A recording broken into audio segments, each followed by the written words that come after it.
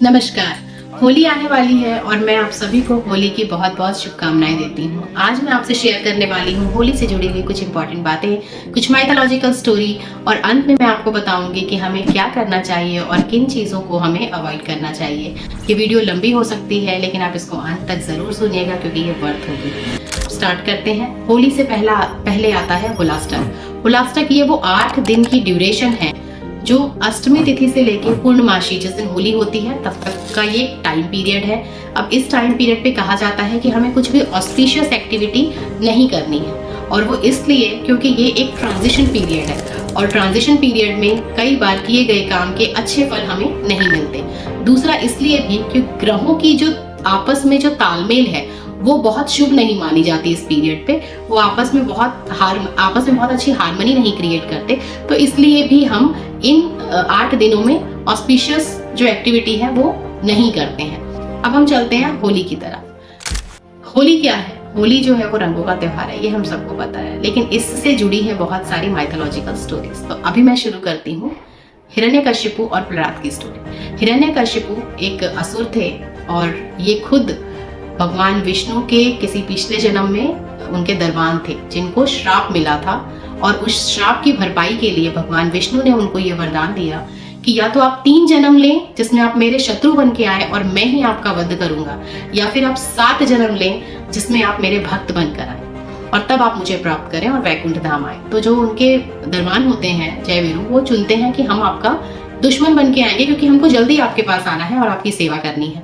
तो वो 3 जन्म वाला ऑप्शन चूज करते हैं। तो उसमें से एक जन्म जो है वो हिरण्यकशिपु के नाम से आते हैं इस पृथ्वी पर और असुर है तो उन्होंने बहुत उपद्रव भी मचाया हुआ है। इसके साथ साथ वो भगवान ब्रह्मा की बहुत तपस्या करते हैं और जब भगवान ब्रह्मा प्रकट होते हैं और बोलते हैं कि बताओ तुम्हें क्या चाहिए, तो वो बोलते हैं कि मुझे अमर होना है। भगवान ब्रह्मा बोलते हैं कि ऐसा नहीं हो सकता क्योंकि इस सृष्टि में जो भी आया है उसे जाना ही है। तो फिर हिरण्यकशिपु जो होते हैं वो उनको बोलते हैं ठीक है, तो फिर आप मुझे एक ऐसा वरदान दें कि ना तो मुझे कोई सुर मार सके ना असुर मार सके, ना ही मैं शस्त्र से मरूं ना मैं अस्त्र से मरूं, ना मैं दिन में मरूं ना मैं रात में मरूं, ना मैं पृथ्वी पे मरूं ना मैं आकाश में मरूं, ना मैं हवा में मरूं, ना ही मैं अंदर मरूं ना मैं बाहर मरूं।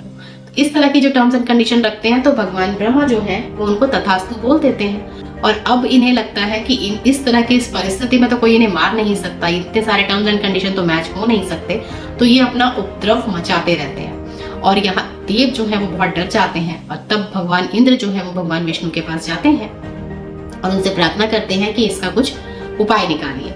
इधर जो हिरण्यकशिपु के जो पुत्र हैं प्रहलाद, वो हर वक्त श्री विष्णु को भजते रहते हैं और ये बात हिरण्यकशिपु को पसंद नहीं आती। वो चाहते हैं कि उनके पुत्र उनका नाम ले, उनको स्मरण करे क्योंकि वो भी किसी देव से कम नहीं है।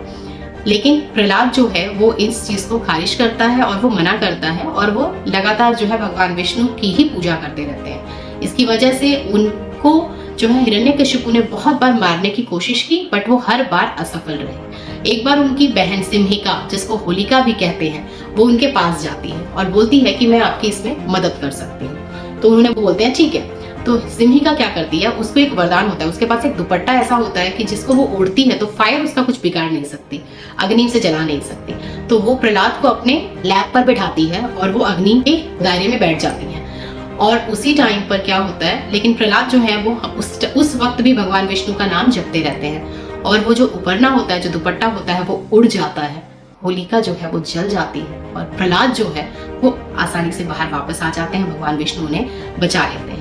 अब भगवान विष्णु यहाँ पर नरसिंह अवतार लेते हैं और वो हिरण्यकशिपु का भी वध करते हैं। उनको अपने लैब में बिठाते हैं और वो सारी जो टर्म्स एंड कंडीशन उनको वरदान में मिली थी उसको पूरा करते हुए वो उसका वध कर देते हैं। तो यहाँ पर प्रहलाद जो है वो बच जाता है क्योंकि वो भगवान विष्णु का बहुत बड़ा उपासक है।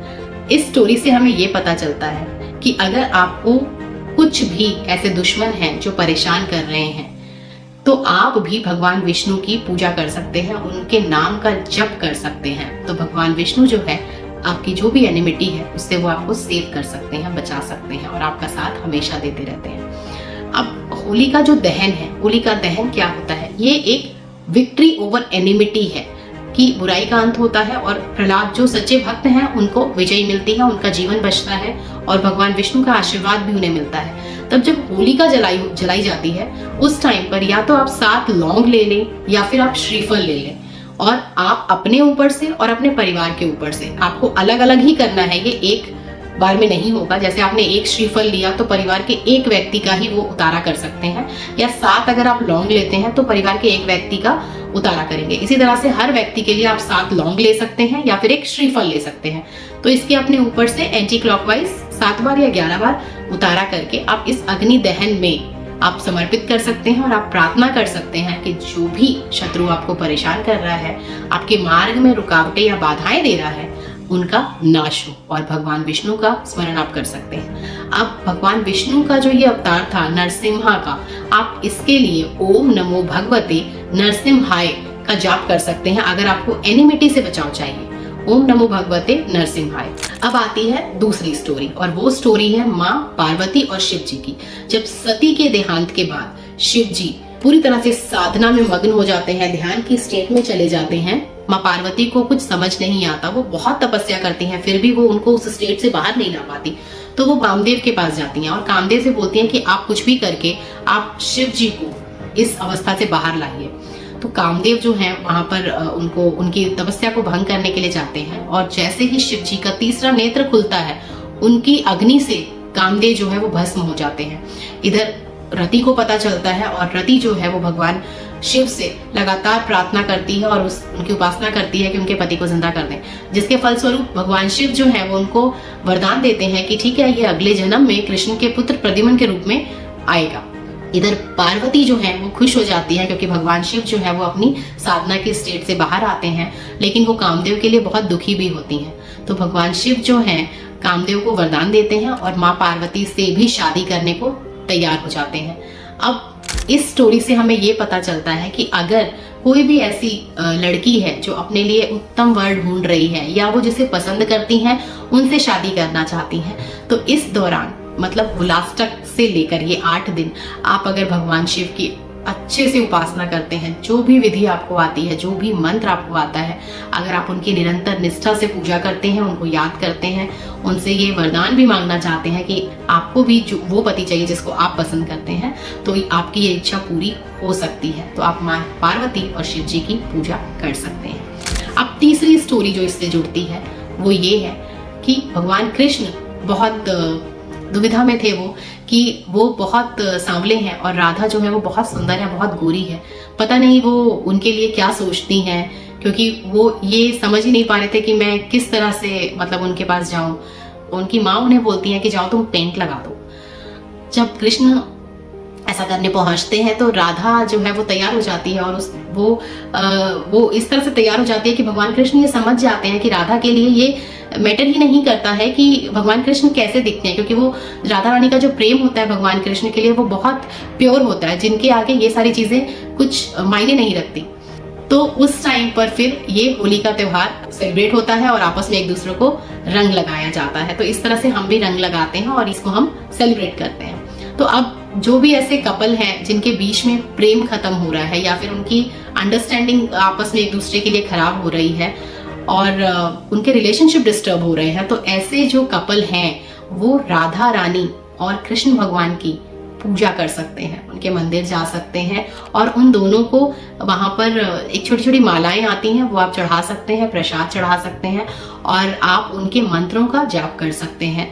एक मंत्र जैसे हरे राम राम राम हरे हरे जो मंत्र है उसमें आप उसको चेंज करके हरे कृष्ण कृष्ण कृष्ण हरे हरे हरे राधे राधे राधे हरे हरे, इस मंत्र को भी निरंतर जपने से आपके जो भी संबंध जो कमजोर होते हुए नजर आ रहे हैं उसमें आपको चेंजेस नजर आने लग जाएंगे और हो सकता है आप लोगों का वापस से वो कनेक्शन स्टैब्लिश हो जाए जो पहले कभी था। तो ये 3 स्टोरी जो है वो होली से जुड़ी हुई है, इसीलिए हम होली के त्योहार को मनाते हैं, उसको सेलिब्रेट करते हैं। So wish you all happy Holi. मैं प्रार्थना करूंगी कि आप सभी के जीवन में इसी तरह से रंगों की बौछार होती रहे और खुशियां हमेशा बनी रहे। Thank you so much. Happy Holi.